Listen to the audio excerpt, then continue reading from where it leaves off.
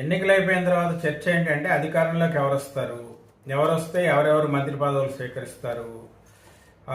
మరి ఎన్డీఏ ప్రభుత్వం కనుక అధికారంలోకి వస్తే ముఖ్యమంత్రి ఎవరు, మంత్రులు ఎవరు, హోంమంత్రి ఎవరు, ఉప ముఖ్యమంత్రి ఎవరు, ఇవన్నీ చర్చలు. పవన్ కళ్యాణ్ గారి యొక్క రోల్ ఏంటి?